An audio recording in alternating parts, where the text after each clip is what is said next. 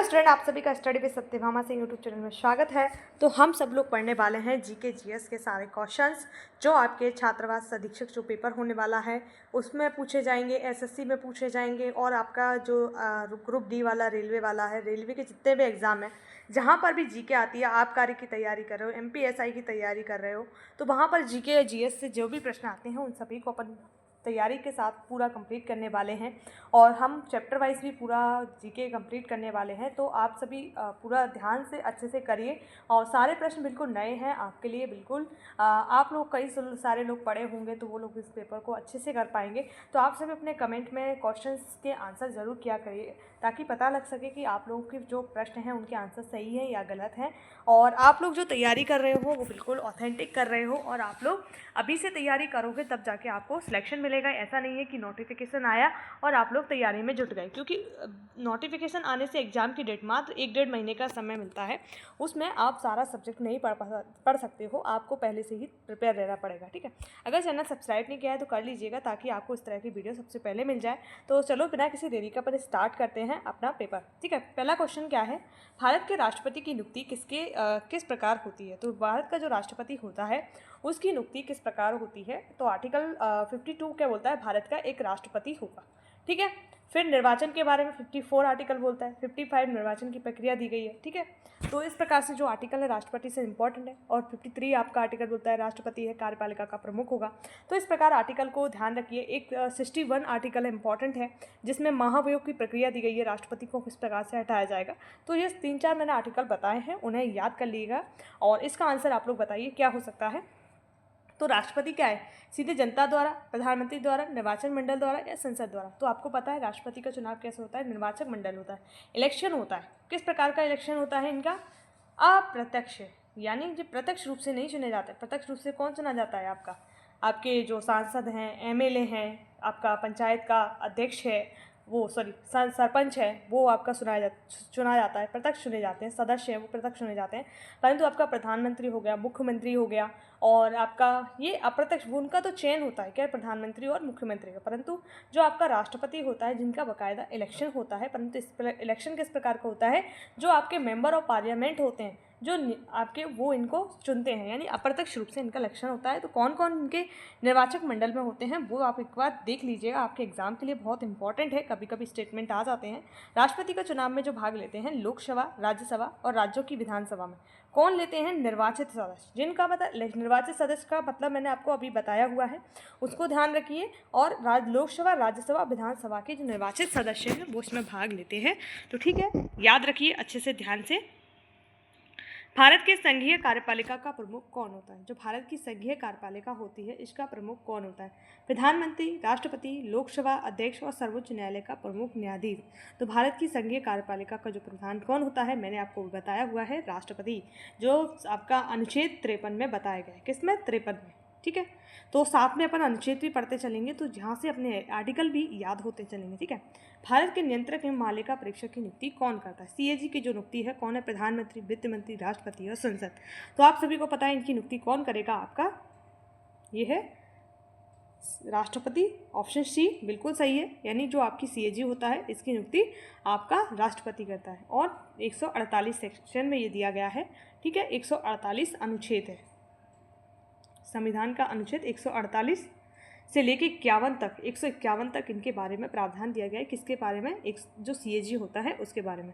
CAG की मुख्य भूमिका क्या है, कर संग्रह, सरकारी खातों का लेखापरीक्षण, बजट बनाना या फिर योजना आयोग को सुझाव देना। तो देखो, सरकारी खातों का परीक्षण करना वो भी राष्ट्रपति की सिफारिश पर ही ये करता है, सिर्फ परीक्षण करने का काम करता है, किसी भी प्रकार का एक्शन उस पर नहीं ले सकता है। ठीक है,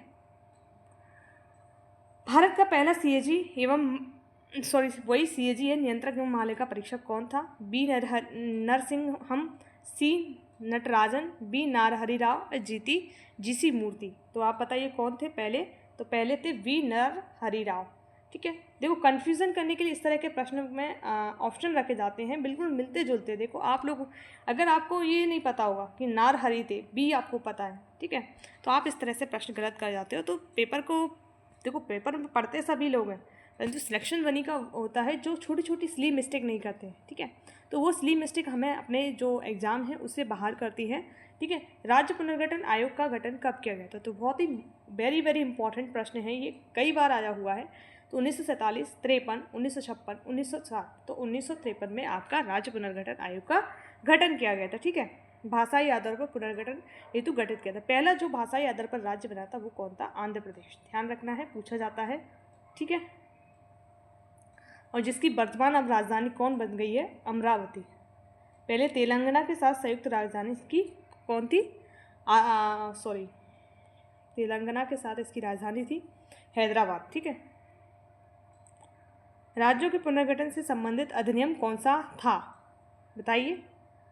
भारतीय संविधान अधिनियम 1950, राज्य पुनर्गठन अधिनियम 1956, भाषा अधिनियम 1954, प्रशासनिक सुधार अधिनियम 1955। तो ये 1956 है। और इस समय आपका मध्य प्रदेश राज्य का क्या हुआ था? गठन हुआ था 1956 में 1 नवंबर को। और 1 नवंबर को एक और राज्य है जिसका गठन हुआ था, तो वो कौन है? आपका छत्तीसगढ़। ये मध्य प्रदेश से कब अलग हुआ था? ये 2000 में अलग हुआ था, ठीक है। ये दोनों चीज़ें ध्यान रख लेना, साथ में ही अगर पूछा जाता है तो इम्पॉर्टेंट है। नेक्स्ट है, भारत में वर्तमान महान्यायवादी की नियुक्ति कौन करता है?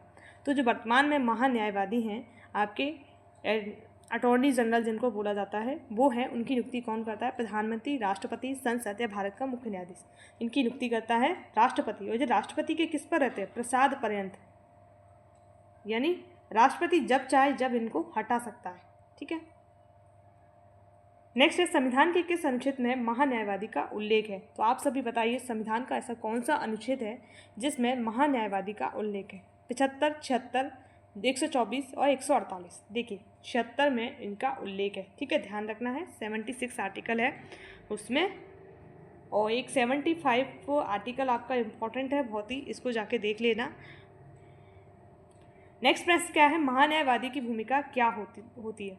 जो महान्यायवादी होता है उसकी भूमिका क्या होती है? बताइए आप सभी लोग, क्या करता है महान्यायवादी? विधायी प्रक्रिया देखता है, सरकार का मुख्य कानूनी सलाहकार होता है, या फिर न्यायालयों का पर्यवेक्षक करता है, या फिर संसद में प्रस्ताव लाना है। तो इसका कौन है? ये बी, यानी सरकार के मुख्य कानूनी सलाहकार होता है, ठीक है। कौन? महान्यायवादी। और महाधिवक्ता किसका होता है? राज्य सरकार का। महान्यायवादी केंद्र सरकार का। ध्यान रखना है दोनों चीज़ों को। महाधिवक्ता किसका कानूनी सलाहकार होता है? राष्ट्रपति का, राज्यपाल का, प्रधानमंत्री का, मुख्यमंत्री का। तो किसका जो एडवोकेट जनरल की बात कर रहे हैं ये है आपका राज्यपाल का, यानी राज्य का जो वो होता है आपका अटॉर्नी जनरल, राज्यपाल ही इसकी जो महाधिवक्ता होता है इसको अपॉइंटमेंट देता है, यानी अपॉइंट करता है, ठीक है। और ये राज्यपाल के प्रसाद पर्यंत रहता है, यह ध्यान रखना है, ठीक है। नेक्स्ट है, महाधिवक्ता का उल्लेख संविधान में कहाँ किया गया? अनुच्छेद 148, 165 और 75 और 356। तो कौन सा अनुच्छेद है जहाँ पर महाधिवक्ता का उल्लेख किया है? ऑप्शन बी, अनुच्छेद 165 में इनका उल्लेख किया गया है, ठीक है। नेक्स्ट क्या है? संविधान की 8वीं अनुसूची में कितनी भाषाएं हैं? तो टोटल कितनी भाषाएं? 22 भाषाएं, ठीक है, ध्यान रखना है। नेक्स्ट प्रश्न है, भारत की राजभाषा कौन सी है? तो राजभाषा है भारत की, कोई भी राष्ट्रभाषा नहीं है, ये ध्यान रख लेना। राज्यभाषा है, राष्ट्रभाषा भारत की क्या नहीं है? है ही नहीं, ठीक है, राज्यभाषा है। अंग्रेजी, हिंदी, संस्कृत, उर्दू। तो क्या है आप लोग बताइए? तो ऑफिशियल लैंग्वेज आपकी क्या है? हिंदी। और इंग्लिश दोनों ही क्या है? ऑफिशियल लैंग्वेज है, ठीक है, बोथ है, ठीक है। संविधान का कौन सा अनुच्छेद राजभाषा से संबंधित है? 343, 356 और 370, 124। तो ये 343 जो आर्टिकल है वो आपका अनुच्छेद राजभाषा से संबंधित है। 348 सुप्रीम कोर्ट की भाषा इंग्लिश में होगी, और अन्य राज्यों के बारे में बताया गया है वो अपनी भाषा चुन सकते हैं, ठीक है। तो आर्टिकल ध्यान रखना है। हिंदी भाषा का राजभाषा कब घोषित किया? 1955, 1949, 1965, 1947। कब घोषित किया गया था? 1950 में, ठीक है, ध्यान रखना है। काफ़ी ज़्यादा इंपॉर्टेंट प्रश्न है आपके एग्जाम के लिए, थोड़ा अच्छे से ध्यान से करिए। संसद के 2 सदनों के नाम क्या है? लोकसभा एवं विधानसभा, लोकसभा एवं राज्यसभा, विधानसभा एवं विधान परिषद, उच्च सदन, निम्न सदन। तो ये सदनों के नाम है लोकसभा और राज्यसभा। जिसको राज्यसभा होता है जिसे अपर सदन बोलते हैं, उच्च सदन बोलते हैं, और जो लोकसभा होता है उसे निम्न सदन बोलते हैं। परंतु जनरली अगर नाम पूछा जाए तो लोकसभा और राज्यसभा ही है। राज्यसभा में सदस्यों का कार्यकाल कितने वर्षों का होता है? तो बताइए, राज्यसभा में जो सदस्यों का कार्यकाल होता है वो कितने वर्षों का होता है? तो आपके सामने ऑप्शन है 3, 4, 5, 6। तो ये 6 वर्ष का होता है और हर 2 साल में सदस्यों का क्या होता है? अपॉइंटमेंट होता है, यानी निकाले जाते हैं। ठीक है, अपॉइंटमेंट भी करते हैं और निकालते भी हैं, ये दोनों चीज़ें ध्यान रखना है। लोकसभा की अधिकतम सदस्य संख्या कितनी है? 500, 545, 552, 600। आप सभी को पता है 545 लोकसभा की क्या है? अधिकतम संख्या है।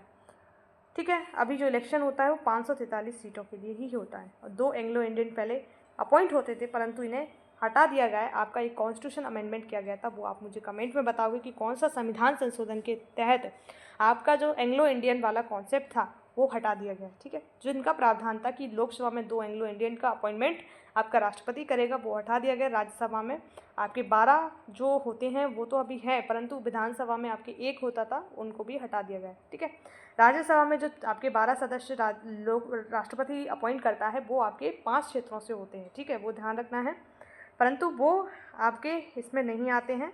ठीक है, जो मैंने आपको बताया तो उसके अंदर। राज्यसभा को स्थायी सदन क्यों कहा जाता है? क्योंकि इसे भंग नहीं किया जा सकता, क्योंकि इसके चुनाव हर वर्ष होते हैं, क्योंकि इसमें राज्यपाल होते हैं, क्योंकि इसके 5 सर्वोच्च शक्ति होती है। नहीं, क्योंकि इसे भंग नहीं किया जाता, इसलिए इसे स्थायी सदन कहा जाता है। राज्यसभा एक स्थायी सदन है, परमानेंट नेचर है, सिर्फ समाप्त किया जा सकता है, भंग नहीं किया जा सकता। आप राज्यसभा को समाप्त कर सकते हो अमेंडमेंट करके, परंतु भंग नहीं कर सकते, इतना ध्यान रखना है। पर्यावरण दिवस कब मनाया जाता है? बताइए, आप सभी को अच्छे से पता होगा। इस समय हमारा स्कूल भी नहीं लगता, तो आप लोग ध्यान रख ले। 5 जून को आपका पर्यावरण दिवस मनाया जाता है, 22 अप्रैल को पृथ्वी दिवस मनाया जाता है, 1 जुलाई को डॉक्टर दिवस मनाया जाता है और 2 अक्टूबर को महात्मा गांधी की जयंती मनाई जाती है।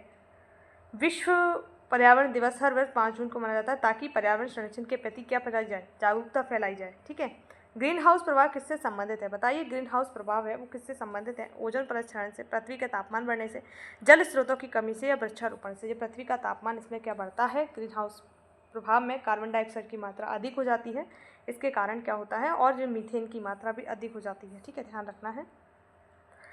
थोड़ा इनका, जो लोग जिनका साइंस बैकग्राउंड नहीं है वो थोड़ा इनको समझना है, जो कि आपके केमिकल फॉर्मूले होते हैं उनको समझना ज़रूरी है। थोड़ा आप जनरल में पढ़ सकते हो, जनरल वे में इनको, जैसे कार्बन डाइऑक्साइड बोलते हैं, इसे मीथेन बोलते हैं।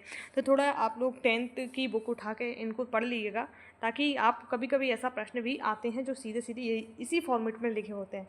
ओजोन परत क्षरण मुख्यतः किस गैस के कारण होती है? तो ओजोन परत क्षरण की carbon dioxide, CH4 methane, carbon chlorofluorocarbon या SO2। तो ऑप्शन सी क्लोरोफ्लोरोकार्बन। देखो, अब आपको नहीं पता है, आप साइंस बैकग्राउंड से नहीं हो तो आप इसको पढ़ ही नहीं सकते हो। ठीक है, तो इसलिए इनको थोड़ा पढ़ना सीख जाइए, ताकि ये 2 क्वेश्चंस जो आपके गलत होंगे वो नहीं हो। जल संरक्षण का सर्वोत्तम उपाय क्या है? वर्षा जल संचय करना, बाढ़ नियंत्रण, नदी जोड़ो परियोजना या फिर पंपिंग सिस्टम लगाना। यह वर्षा जल का संरक्षण करना, जैसे रेन वाटर हार्वेस्टिंग के माध्यम से किया जाता है। ठीक है, भूजल स्तर में बड़ा वृद्धि होती है। बायोस्फीयर रिजर्व का मुख्य उद्देश्य क्या है? पर्यटन को बढ़ावा देना, जैव विविधता का संरक्षण, जलवायु परिवर्तनों को बढ़ावा, उद्योगों को बढ़ावा देना। तो जैव विविधता का क्या करना है? संरक्षण करना बायोस्फीयर रिजर्व का उद्देश्य है। तो आप सभी लोग बहुत अच्छे से पढ़िए, क्योंकि पहले से पढ़ाई बहुत अच्छी हो जाती है। जब एग्जाम आता है तो एंजाइटी नहीं होती है, घबराहट नहीं होती है, इसलिए पहले से पढ़ाई स्टार्ट कर दीजिए। डेली डेली कुछ ना कुछ तो पढ़ो, का एटलीस्ट 2 घंटे पढ़ो, स्टार्टिंग में 1 घंटे पढ़ो, फिर थोड़ा थोड़ा बढ़ाते रहो। तो डेली पढ़ोगे तो आपका जो पढ़ाई में मन है वो लगा रहेगा। जब भी हम एक भी दिन नहीं पढ़ते हैं, थोड़ा बहुत भी आपको रोज़ पढ़ना चाहिए, ताकि आप लोग अच्छे से प्रिपरेशन कर सकें और आपके एग्ज़ाम में बहुत अच्छा स्कोर कर सकें। तो क्योंकि अगर हम कॉम्पिटिटिव एग्ज़ाम की तैयारी कर रहे हैं तो हमारा लक्ष्य सिर्फ एग्ज़ाम को निकालना होता है। तो पहले से तैयारी होती है तो बच्चा घबराता नहीं है और अच्छा स्कोर करके आता है, तो उसे कहीं ना कहीं उम्मीद होती है कि उसका सिलेक्शन हो जाएगा। ठीक है, तो पहले से पढ़िए, बिंदास पढ़िए और अच्छा पढ़िए। ठीक है, भारत का पहला बायोस्फीयर रिजर्व कौन सा है? आपको पता है बायोस्फीयर रिजर्व पहला कौन सा है भारत का? सुंदरबन, नंदा देवी, नीलगिरी या मानस। तो आप सभी को पता है नीलगिरी है भारत का पहला बायोस्फीयर रिजर्व। ठीक है, चिपको आंदोलन किससे संबंधित है? जल संरक्षण से, पर्यावरण शिक्षा से, पेड़ों को काटने से बचाने से, ग्रीन हाउस प्रभाव से। तो आपने चिपको आंदोलन पढ़ा होगा, पेड़ों के कटने से बचाने के लिए थे। इसमें जो सुंदरलाल बहुगुणा थे वो चिपको आंदोलन से संबंधित थे।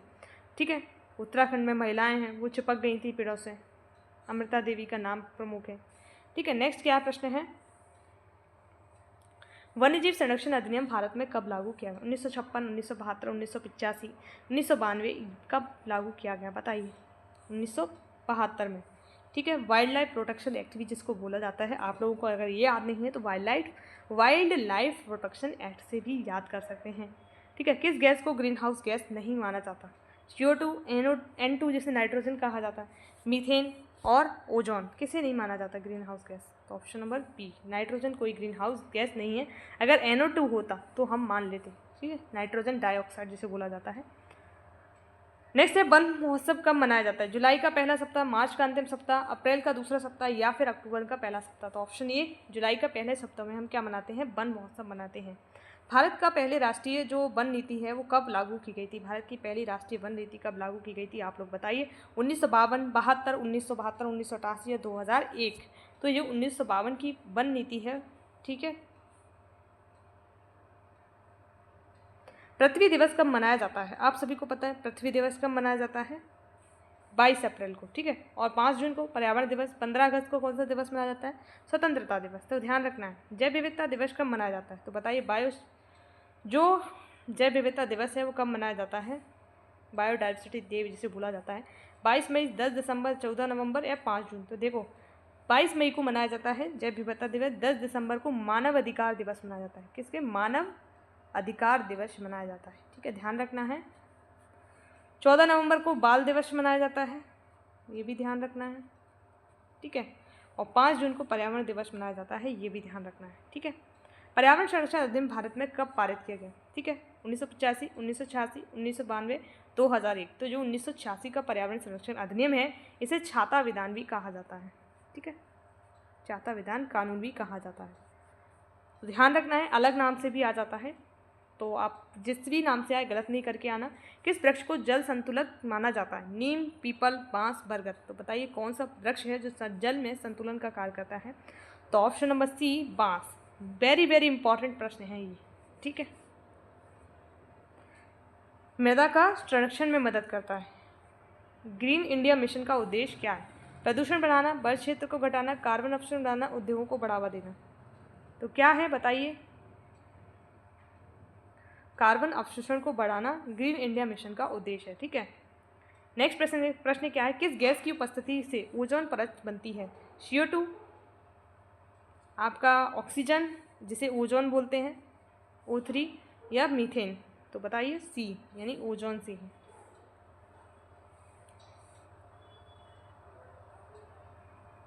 अगर आपका सी हो तो था कार्बन मोनोऑक्साइड जिसे बोला जाता है। ठीक है। भारत में सर्वाधिक वन क्षेत्र किस राज्य में है? उत्तर प्रदेश, मध्य प्रदेश, उड़ीसा, केरल? तो इसमें तो भाई अपना मध्य प्रदेश ही टॉप पर रहता है हमेशा वन एरिया में। अभी फॉरेस्ट रिपोर्ट आई थी 2024 में, उसमें भी मध्य प्रदेश ने टॉप किया था। ठीक है। कौन सा एक गैर नवीनीकरण संसाधन है? जल, सौर ऊर्जा? तो देखो ये तो नवीनीकरण है दोनों। कोयला, हवा? तो कोयला एक गैर नवीनीकरण जिसे परंपरागत आपका वो कहा जाता है ईंधन, परंपरागत, यानी जिसे एक बार ख़त्म हो गया ना तो सिर्फ ख़त्म हो गया, उसके बाद आप कोयला नहीं देख पाएंगे कभी। यानी बोलते हैं ना कि सतत विकास पर ध्यान दीजिए। सतत विकास का अर्थ यही है कि जो संसाधन है उनका यूज़ आप इस तरह से कीजिए कि भविष्य में आने वाली पीढ़ियों के लिए बचा के रख सकें। ठीक है। इसीलिए बोला जाता है कि हम लोग ये पेट्रोल का बहुत ज़्यादा यूज़ कर रहे हैं और कोयला एनर्जी का उपयोग कर रहे हैं, तो हम लोग सोलर को बढ़ावा दे रहे हैं, CNG को बढ़ावा दे रहे हैं, बैटरी वाली जो गाड़ियाँ हैं उनको बढ़ावा दे रहे हैं। तो उसका उद्देश्य यही है कि कोयला पेट्रोल हमारे यहाँ से ख़त्म ना हो और भविष्य की पीढ़ी भी इसको देख सकें और यूज़ कर सकें। ठीक है। क्योंकि इनके जो रिसोर्सेज हैं बहुत कम है और उनकी बनने की प्रोसेस लाखों वर्षों में होती है। ठीक है। मातृभूमि के प्रति कर्तव्य में क्या शामिल है? केवल वोट देना, पर्यावरण संरक्षण, परीक्षा में अच्छे अंक लाना, विदेश जाना? देखो, मातृभूमि के प्रति कर्तव्य है पर्यावरण संरक्षण मस्ट है। ठीक है। क्योंकि मातृभूमि के प्रति कर्तव्य हमारा क्या है? अपने पर्यावरण को संरक्षण करना। सबसे इसमें देखा जाए तो वोट देना एक इतना बड़ा उद्देश्य नहीं है। ठीक है। नेक्स्ट है, विज्ञान की वह शाखा जो जीवधारियों को अध्ययन करती है क्या कहलाती है? ध्यान से पढ़ना, जीवधारियों का अध्ययन कर रही है। भौतिकी, रसायन विज्ञान, जीव विज्ञान, खगोल विज्ञान? तो ये है आपकी जीव विज्ञान। ठीक है। तो इस तरह से अपन ने बहुत सारे प्रश्न किए जो आपके एग्ज़ाम में आने वाले प्रश्न हैं और इम्पॉर्टेंट प्रश्न हैं। ऐसे ही प्रश्नों की सीरीज़ डेली आती रहेगी आपके लिए, 1 वीडियो 2 वीडियो जो भी मेरे को सूटेबल लगेगा मैं वो आपके लिए लाती रहूँगी और आपके एग्ज़ाम तक आपके साथ हूँ और एग्ज़ाम के बाद भी मैं आपके साथ हूँ। आपको जो भी प्रॉब्लम है वो आप लोग कमेंट में बता दिया करो मुझे, मैं उससे संबंधित आपको सुझाव दे सकती हूँ और आपकी समस्या का समाधान करने की पूरी कोशिश करूँगी। और आप लोग अच्छे से अपने एग्ज़ाम पर फोकस कीजिए और जहाँ भी परेशानी आ रही है आप मुझ पर छोड़ दीजिए। आप मुझे बता सकते हैं कमेंट में कि मैम यहाँ पे परेशानी आ रही है, इस टॉपिक को आप समझा दीजिए, तो मैं एटलीस्ट उस टॉपिक को बहुत अच्छे से आपको समझा दूँगी या वहाँ से आपका प्रश्न गलत ना होगा, ठीक है। तो जीके जीएस की आप बिंदास होकर मुझ पर भरोसा कर सकते हो क्योंकि मैंने बहुत अच्छे से जीके जीएस को पढ़ा है, समझा है और मैं जानती हूँ कि किस तरह से प्रश्न आपका एग्ज़ाम में सेट होता है, ठीक है। तो अपन ऐसा तो नहीं बोल सकते कि यही प्रश्न आएंगे, पर मिलते जुलते प्रश्न अपन जब कर लेते हैं ना, जैसे अपन क्वेश्चन बैंक लगाते हैं 1000 क्वेश्चन की, 2000 की या फिर 50,000 क्वेश्चनों की अपन प्रैक्टिस कर करके जाते हैं, तो उसका उद्देश्य यही है कि एग्ज़ाम में अगर प्रश्न आता है तो अगर हमें पता भी नहीं है ना, तो हमारे दिमाग में जो सबकॉन्शियस माइंड बोलते हैं वहाँ पर इंफॉर्मेशन स्टोर रहती है। हमने या कोई चीज़ पहले कभी कोई पढ़ी होती है तो वो हमारे दिमाग को ट्रिगर करती है, यानी हमें याद आती है कि ऐसा कुछ पढ़ा है, तो हम सबसे पहले वही आंसर को टिक करना चाहिए, परंतु हम नहीं करते हैं, ओवर स्मार्ट बन जाते हैं, तो इस तरह से गलत हो जाता है आपका प्रश्न। तो आप सभी लोग अच्छे से यहाँ पर दो तीन चीज़ें सीख रहे हो। देखो आप एक तो एमसीक्यूज़ लगा रहे हो, एमसीक्यूज़ के साथ आपका रिवीजन हो रहा है टॉपिक का, साथ में आप लोग प्रश्न कैसे सॉल्व करते हैं वो भी सीख रहे हो, ठीक है। तो चैनल्स को सब्सक्राइब कर लीजिए, लाइक कर दीजिए, शेयर कर दीजिए ताकि और लोगों को भी इस तरह की जो नॉलेज है वो उपलब्ध हो सके और आप लोग मेरा सहयोग बना के रखिए ताकि मैं भी आपका अच्छे से मदद कर सकूं। और जय हिंद, जय भारत, ऑल द बेस्ट आप सभी को।